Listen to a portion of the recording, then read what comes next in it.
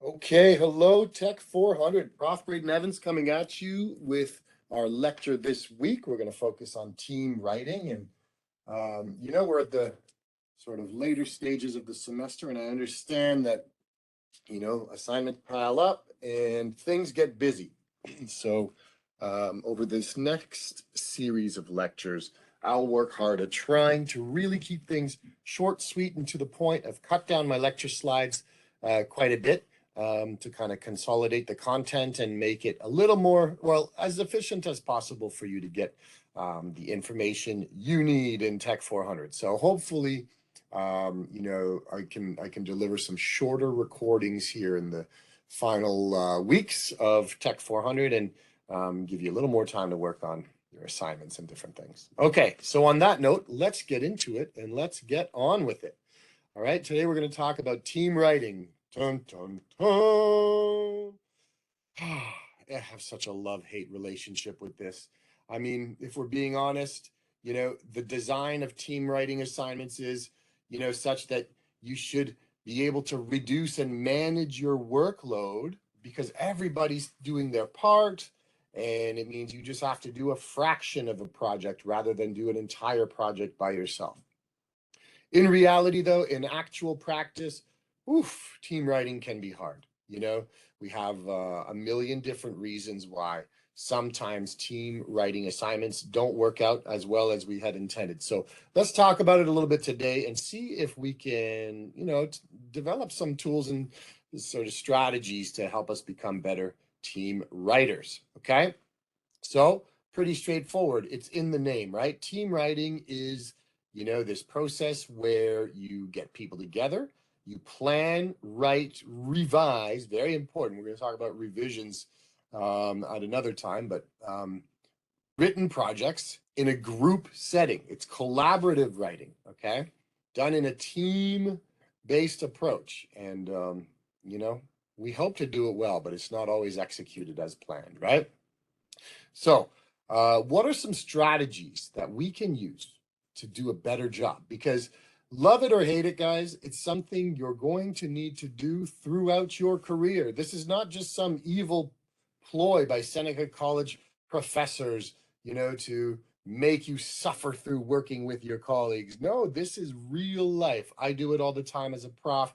I write grant proposals, research grant proposals in a team setting. I write peer-reviewed journal articles, papers with other colleagues. I just finished writing one up with about 10 different people summarizing their research.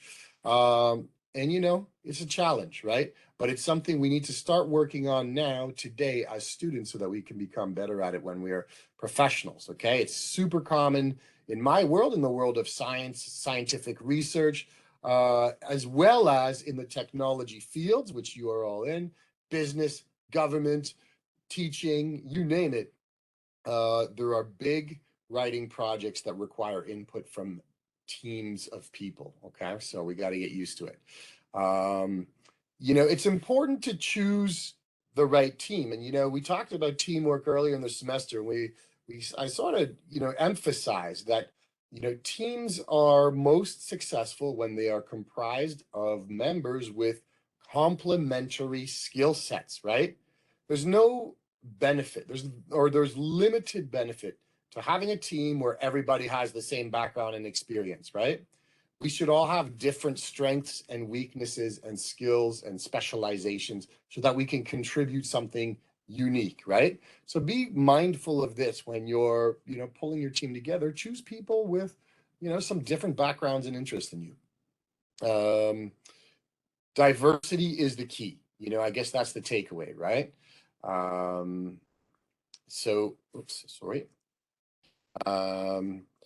And so I'm going to give you guys a little bit of an example here to look at, and we'll sort of talk our way through how a team of students might assemble, to do a good job on a project, okay? And it's not always obvious at the beginning.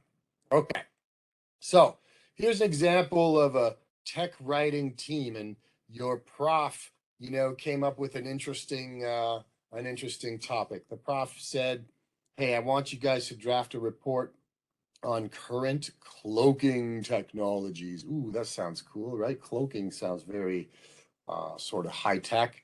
Okay, so let's get our team together, and we start to pull together the members and give them a little profile. So there's Sean S. Here's our first member.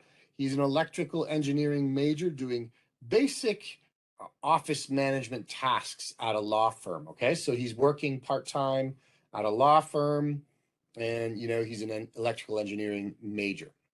And then there's Tracy K.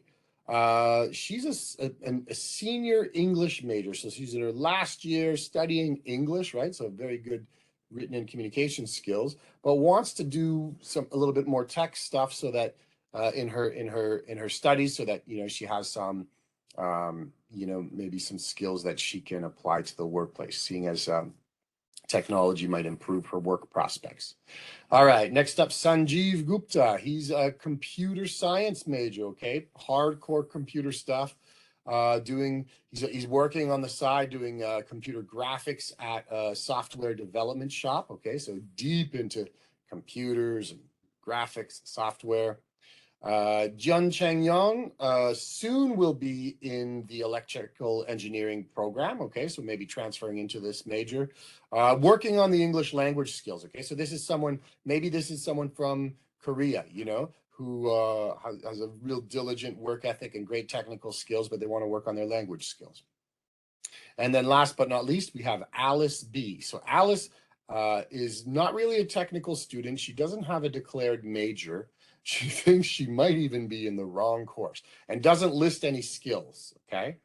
Okay, well, this is a good mix, right? We certainly hit on the point of diversity here, right? This is a team that has potential to be very effective because we've got a broad range of skill sets and they're appropriate for this assignment. There's enough sort of technical folks in here who can understand cloaking. So, oopsies. Sorry. Okay, so you've assembled your team. Now you can sort of break it down in a way that actually, you guys know this, the work starts to become more individualized, right? Each phase, will be kind of focused. Sorry, I think my slides are jumping ahead automatically here. Maybe I have them on timer. Anyway, I'll keep an eye on it. Sorry for jumping around. You think about taking your section and writing your part, right? We do that a lot in these assignments, but we have to, every phase, we need to consult with each other, right? So there's a lot more planning involved if you want to do a really good job on a team writing assignment. If you want to just do a passable job where your boss says, okay, that was simply adequate, you can just meet one time and say, okay, you do this part, you do this part, you do this part, you do this part, and we throw it together at the end. I know that's how a lot of student assignments get done, but it certainly doesn't make for a cohesive team writing document, right? There's a lot more planning that should be involved, okay? So we should start, you pick your topic. Okay, in this case, in our example, we have a topic assigned, right? Analyze it. What is being asked of us? Who is the audience? Again, back to the audience, right? What's our purpose? What's our context? Then you can do an exercise like brainstorming or some kind of idea generation where you can narrow the topic and start to focus on your ideas to create an outline, right? Like, what are the main sections? What should be the headings in our paper? Who's going to do the research? Who's got the research skills? And in this case, with our team, we may be looking at the technical people and saying, okay, you guys might be the ones who can understand the research the best. So maybe you will have a larger responsibility relating to the research part of this project, and that's okay. Have a system for, like, when you find an interesting paper, you need to summarize it or make some notes. So do that in a structured way. So if let's just go back to our team for a second. Let's look at the technical people. So let's say we have Sean, Sanjeev, and maybe Jun Chang, right? Because he's soon going to be an electrical engineering major. So these three folks could be focusing a lot on the research, but we should ask them, hey, Sean, Sanjeev, Jun Chang, everybody take your notes in the same way. Summarize the papers. It could be point form, just the highlights, but do it all in the same way so that when we take it and turn it into written material, we have a standardized approach that we all know and understand, right? Okay, think about graphics, think about visual communication, right? It should be compelling and elegant, but it also should be like effective and efficient. How can we communicate these complicated ideas as efficiently as possible, right? It could be charts or graphs or images or whatever. Style, format, how are we going to approach the paper as a whole? And then work on a timeline. This is so important, right? Everybody take your piece, everybody take your responsibilities, and let's stick to our timelines so that we can do this together and, you know, do this well, right? Okay, so it is a nice idea to have some form of contract at the outset, some form of parameters, right? So you can, you know, summarize everybody's profiles like I did a few slides back, right? Hey, what's everybody all about? What are you guys going to be good at here? What can you contribute, right? And then set out your schedule with real sort of hard and fast key dates. Like, here's when our outline's done. Here's when our formatting gets done. Here's when these sections have to be written out. Let's talk about language a little bit. Let's make sure it doesn't sound like, you know, each section was written by a different person, right? So think about the formality of the language, those kind of things, right? You should be thinking along the lines of at the end of this thing, the end result should be something that looks like one cohesive project, not a collection of individual scraps, individual pieces, right? Now, of course, you're going to go off and do most of the work on your own now, whether it's research, writing, or both, or editing, right? You're going to be doing that independently, right? So we work asynchronously, you know, and then we bring our work together. And so ideally, if you can, if the skill set of the team allows for it, everybody should be responsible for writing like one major section, right? Everybody should have a piece. They get some ownership over it, right? And then, yeah, as much as you can, everybody should be responsible for finding some of the information, doing some of the research, right? You should do your very best to distribute this as evenly as possible, okay? That said, fair is not always equal, right? So as an example, if I was writing a paper with you guys on, you know, insect biology, I might say, you know what, the research would be so much easier if I just did all the research, if I just pulled all the papers together and summarized them quickly, and you guys do the synthesis, you guys do the write-up of it, you bring the story together. Just because I know the industry, right? This is my field. It would be more time efficient. So maybe it seems like, ooh, I'm doing like a lot of the work, right? Because I'm doing all of the sort of time consuming pieces, which, you know, involve the research and the summary of those. But knowing that we could probably do the best job if I just did it quickly and then handed it over to the rest of the team. So I guess the point is that fair doesn't always mean an equal contribution in terms of, you know, sort of the size of the work, but think about the time and effort people need to put in, and you try to be as fair as you can that way, right? Okay, whoops, jumped ahead again. Yeah, be mindful, right? When you do get together, compare notes and sort of review each other's work a little bit, be mindful that our behavior can sometimes kind of alienate some of our teammates, okay? So if I'm a guy who likes to talk a lot, I'm always, you know, shouting out my own ideas, maybe I'm minimizing someone else's opportunity to speak. So I need to be mindful of that. And we should be sort of reaching across the table and asking our group mates, hey, what do you think? Let's hear your ideas. Everybody try to contribute one or two ideas here. So you're being inclusive, right? And making sure you're making use of all of this wonderful sort of human talent you have in your team, right? Okay, and then another excellent part of the planning process is to really like sort of develop a flowchart, develop a real concrete sort of sort of model that you can work off of where people's roles and responsibilities are well defined, right? Because if you just kind of say, oh yeah, you can work on parts of the intro, well, that could mean something very different for each person, right? So if you can assign a team leader, right, to sort of help coordinate the tasks, right? Then you can say, hey, you, I have some very specific tasks, right? So here's someone who's doing a lot of research. Here's someone who's looking for graphical elements, right? Styling and editing, technical content, very important in a technical writing course, right? So giving people specific roles really helps with accountability. It makes people understand, okay, I have something that I really need to deliver to this project, right? And I can't just go off and do not too much work, right? Okay, balancing the workload, like I said,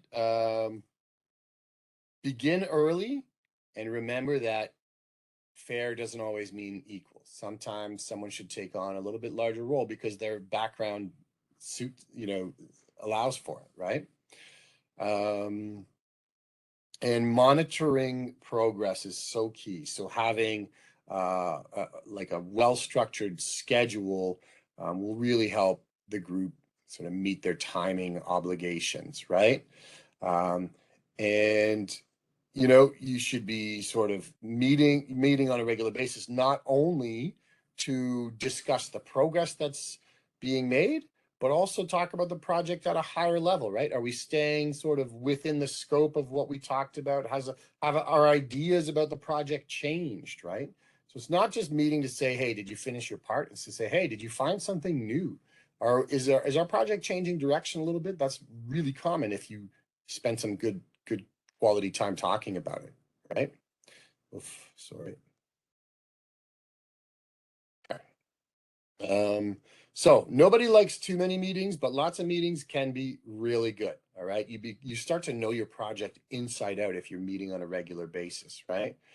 Um, sometimes you've done some research where you have the answers. So by talking regularly, you can expose like who's struggling to find something. So I might be doing my research going, I just can't find anything about, cloaking in the 1990s. Was there any cloaking technology in the 90s? And then my teammate might say, hey, you know what?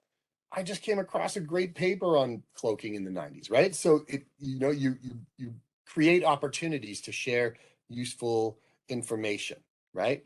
Always bring it back to your audience. Is our sort of context, is the style of writing, is our content still suitable for what we're supposed to be doing here, right? Come back to your outline. Are we staying on track?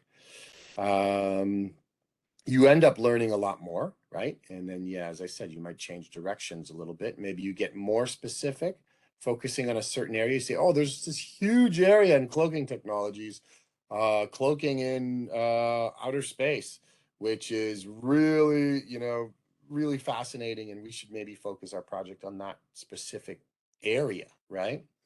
And then stay on task, right?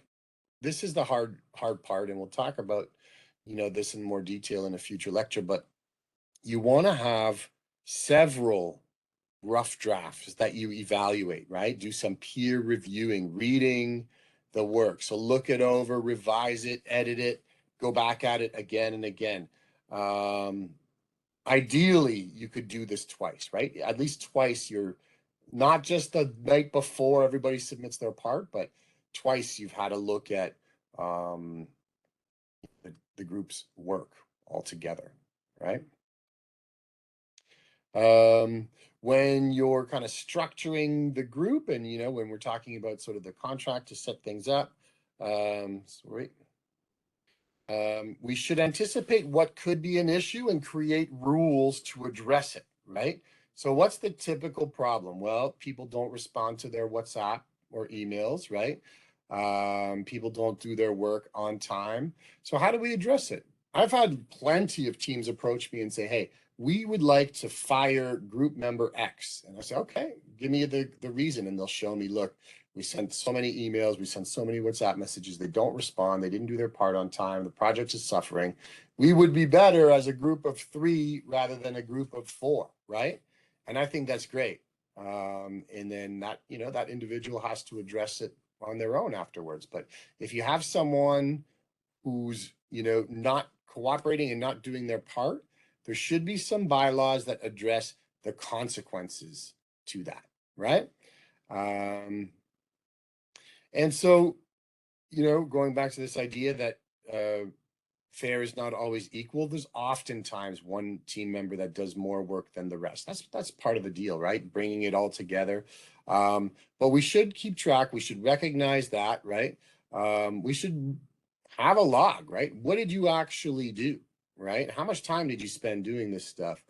And really sort of try to, sort of keep the team members accountable for that. And, if someone's doing more of the work, then maybe other people can pick up the slack when it comes time to like formatting and doing the references and so on. Okay. Okay, so going back, half a dozen slides now, right? Let's take it back for a second. We had our team member profiles, right? And we got some folks with really good technical skills, right?